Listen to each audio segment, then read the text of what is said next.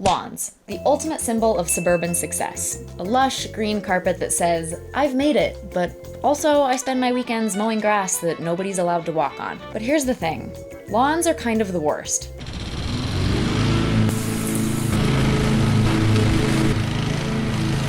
Environmentally speaking, they're like the Hummer of landscaping choices, and today I'm diving into why. Did you know that in the US, turfgrass lawns occupy about 2% of the total US landmass, covering over 163,800 square kilometers, or between 40 and 50 million acres of land. That's more land than irrigated corn or any other irrigated crop for that matter, and about as much as all of the US national parks combined. Now, as Kermit the Frog and anyone who has ever maintained a lawn out there knows, it ain't easy being green, and lawns require a lot of maintenance and a lot of impactful inputs that go along with that maintenance. So today, we're going to talk about the elephant in the backyard and dive into why lawns are one of the most unsustainable status symbols we have. And be sure to stick around until the end because we're also going to be giving a bunch of eco-friendly yard alternatives that you can use instead.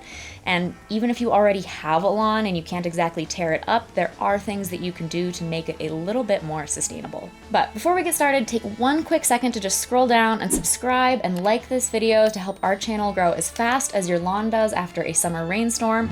And I have some exciting news. We are launching a new membership portal on our website in coming weeks, so if you're interested in getting access to exclusive content, we'll be sharing more on how to do that really soon, and you can stay tuned by keeping an eye down in the video description where we'll link to instructions once it's all ready to go.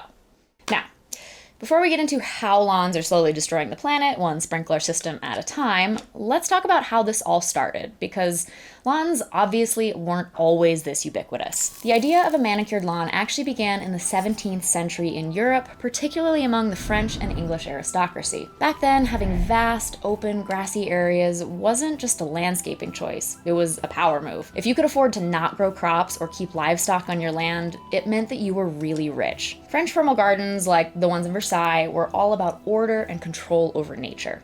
Neatly trimmed hedges and expansive lawns weren't just fashionable, they were political. A tightly controlled landscape reflected a tightly controlled kingdom. And then the English came along and said, hold my tea. And they leaned into the concept of the pastoral, or making lawns look more like rolling meadows. Natural, but still curated. Enter the English landscape movement. And eventually, the lawn as a status symbol spread from this across all of the upper classes of Europe. But it wasn't until the Industrial Revolution that lawns began to infiltrate the middle class. Why? Because lawn maintenance got a tech upgrade. In 1830, the first mechanical lawnmower was invented by Edwin Budding of Gloucestershire, England. And suddenly, maintaining grass didn't require a team of sheep or a literal manual scythe. That made the look of a tightly clipped green lawn much more accessible to way more people. Now, jump across the pond to post-World War II America, and this is where things really kick into high gear. Suburbia exploded, fueled by the GI Bill, the housing boom, and a cultural push for normalcy in the wake of the war. Developers like Levin & Sons mass-produced cookie-cutter houses and, you guessed it, cookie-cutter lawns. The American lawn suddenly became part of the American identity. It symbolized control, ownership, and social conformity. A perfect lawn said, I'm a good citizen, I'm stable, I care about my property values. And by the 1950s and 60s, the lawn was no longer a luxury, it was an expectation. Homeowners were even fined or shamed by neighbors if their grass wasn't up to community standards. And local ordinances still exist in many areas that require lawn maintenance and penalize people who opt for naturalized yards.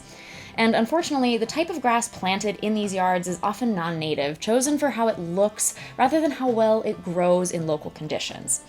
That's how we ended up with Kentucky bluegrass lawns in places where it's too hot, too dry, or just ecologically inappropriate to thrive without serious intervention. Now that we know how we got here, let's take a look at why keeping up with the Joneses and their sprinkler systems isn't just silly, it's straight up unsustainable. Most importantly, lawns are a resource-sucking nightmare.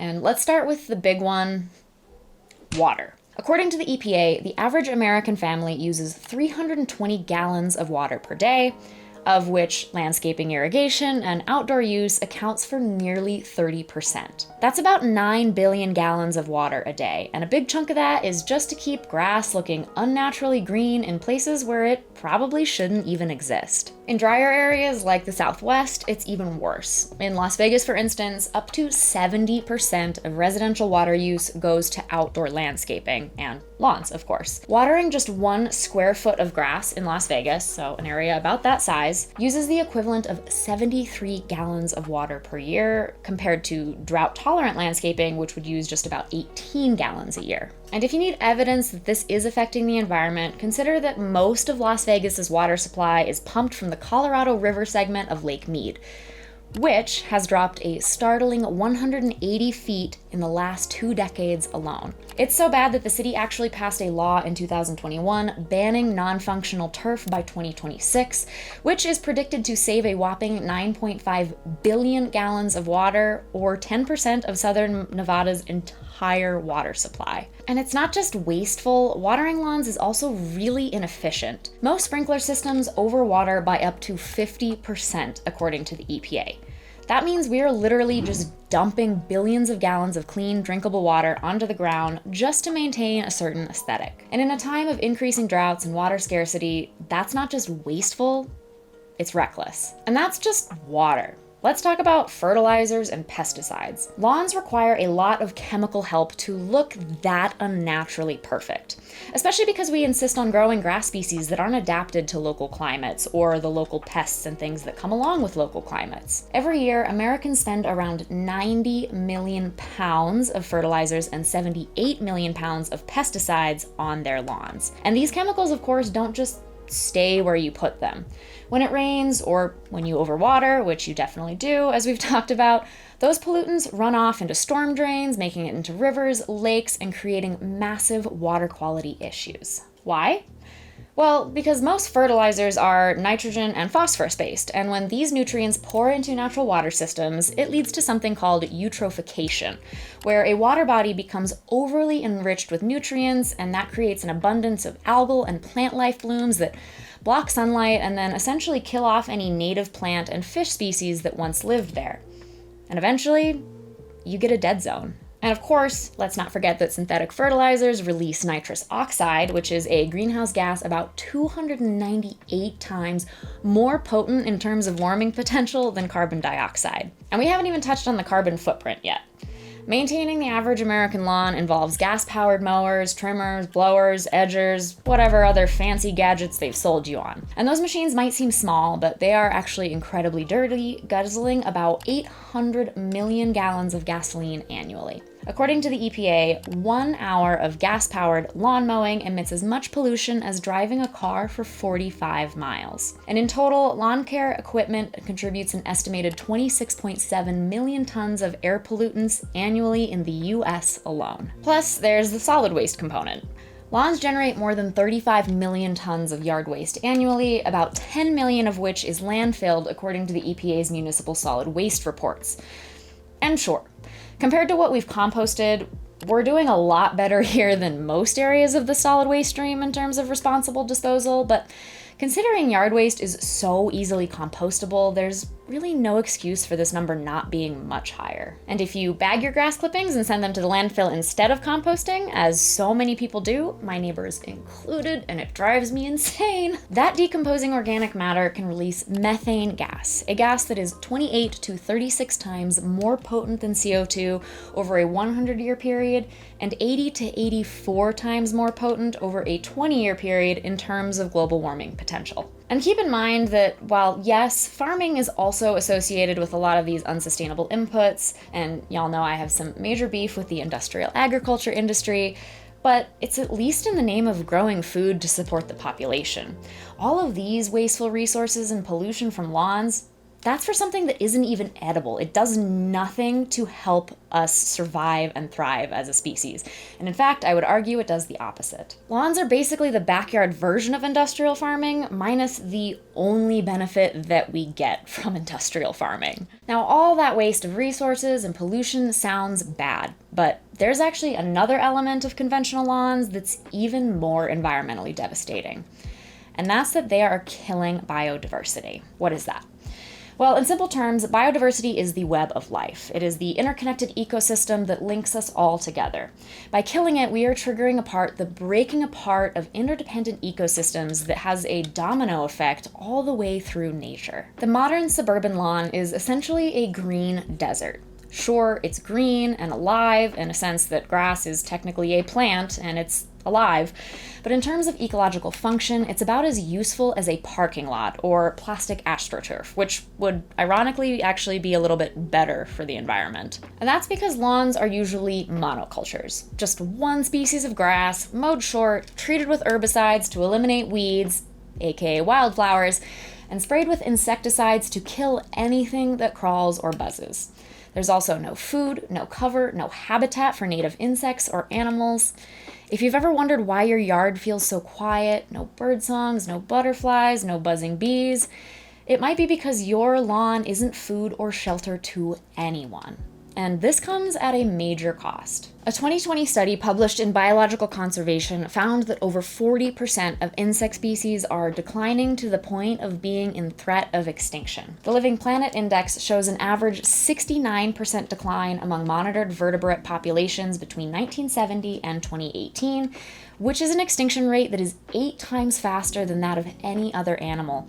And habitat loss from lawns and urban development is a major driver of this. And we're not just losing bugs, because these are a primary trigger with aftershocks that go all the way up the food chain. For instance, birds eat bugs, and according to the National Audubon Society, the United States has lost more than 3 billion birds.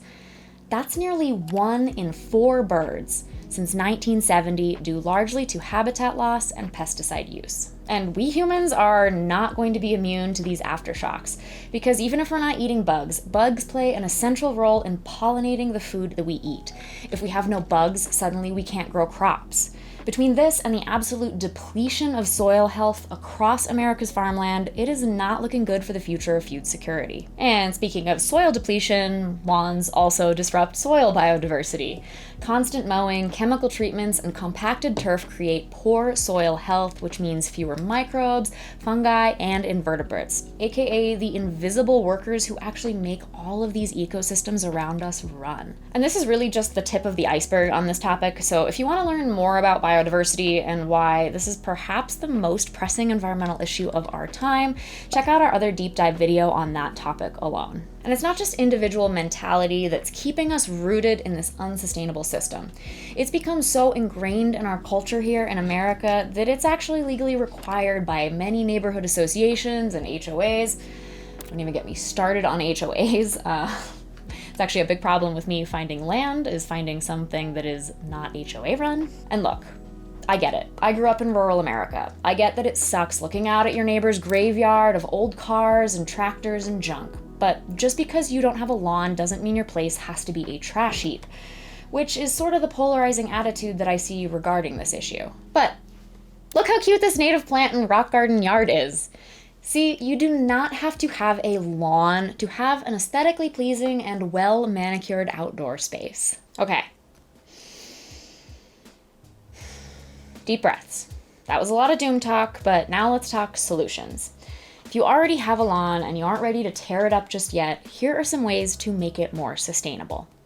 Number 1, mow high and mow less often. Set your mower to 3 inches or higher. Taller grass holds moisture better, and so it needs less water.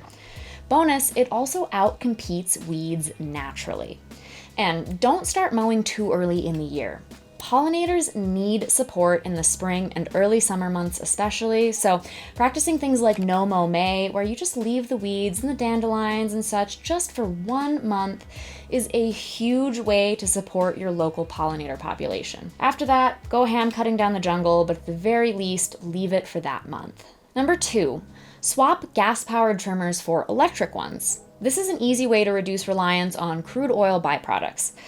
Now, I will say that I had one of those electric-powered mowers for a whole year before it totally stopped working. No reason, no troubleshooting would fix it, it just suddenly would not turn on. So I will say shop for these very carefully, read reviews, buy something that seems like it's actually going to last. After that, because we really have such a small yard that we don't even really have to mow after June because we don't water it, we just let it go natural, so it pretty much dries up after June.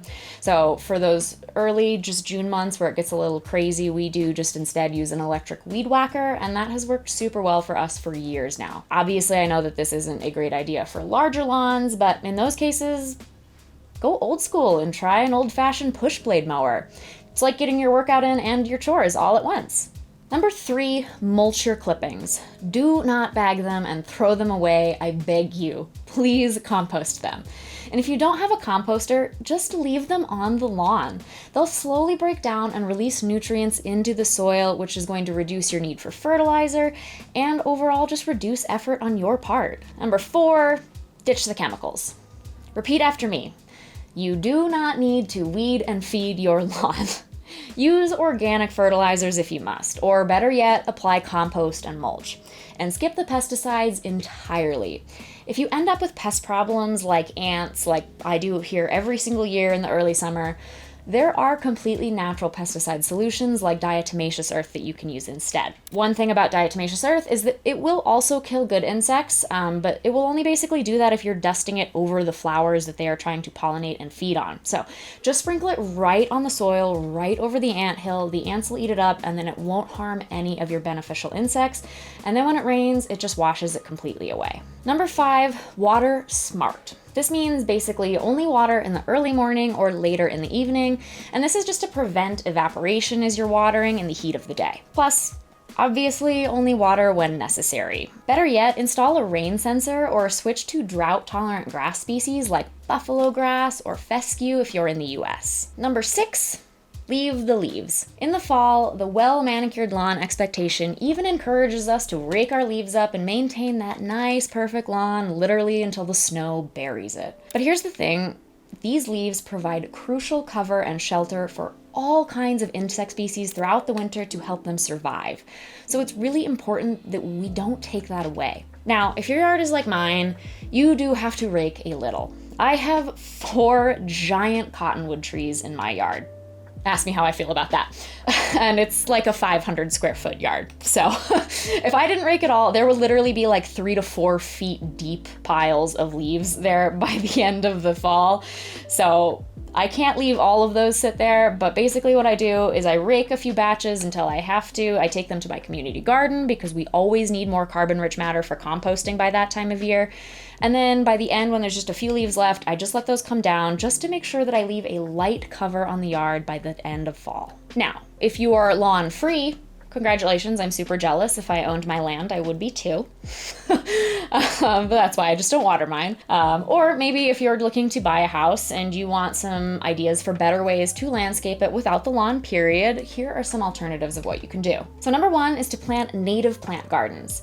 So again, I've mentioned this throughout the video, native plants are those that are adapted to your local climate, which means they need less water for your climate, and they're going to provide habitat that's specifically suited for pollinators, birds, things like that in your area. Plus, native plants are beautiful. I mean, think about bee balm, echinacea, all these beautiful wildflowers. Those are often native plants, and they are way less work. And of course, you can include grass in that. You just have to make sure it's a native grass species. Number 2 is to try edible landscaping. I mean, why not replace your lawn with herbs, fruit bushes, or even vegetables? You'll reduce emissions and your grocery bill. Number 3, if you can't go full-on native plant yard, plant pollinator gardens. This can be just a mix of flowering species that bloom across the seasons. So again, bee balm, echinacea, calendula, things like that are great things that work well and are native to where I live.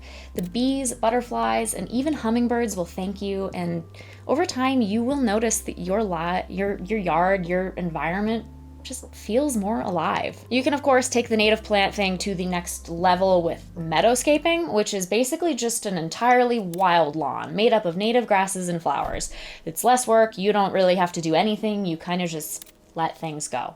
It looks a little less suburban Stepford and a little bit more idyllic cottagecore prairie. I especially love in people that do this a lot of the use of ground cover crops like creeping thyme. It has this really nice soft carpet texture, so you can walk on it barefoot, but at the same time it requires very little water and it spreads like crazy. So in a couple of years you could have full coverage with zero grass involved. Another option, depending on where you live, is xeriscaping. This is really popular in dry climates because it's going to use really drought-tolerant plants, rocks, and mulch to create a low-water, low-maintenance yard that I personally think is still visually stunning. I personally love the look of rock gardens, and it's my dream to live somewhere where I can have something that looks just like this. All right, so in conclusion, lawns aren't evil, they're just outdated. In a warming world with growing populations, water shortages, biodiversity loss, and a climate crisis knocking on our back doors, we have to rethink our green spaces. What if, instead of proving we've made it by how green and uniform our lawn is, we proved it by how many bees, butterflies, or berries we have in our yard? A yard should be alive, not just mode. Thank you so much for watching this video today. If you've learned something new, give this video a like and share it with someone who still thinks that lawns are harmless. And if you've already converted your yard into a pollinator paradise or a veggie jungle, drop a comment below about how you did it, some tips that you have for other readers. I'd personally love to hear about it myself. And in the meantime, stay green, which may mean ensuring that your lawn isn't, and don't forget to subscribe for more sustainable living tips that challenge the status quo. One lawn at a time. This is Amber from SJ, signing off for the day.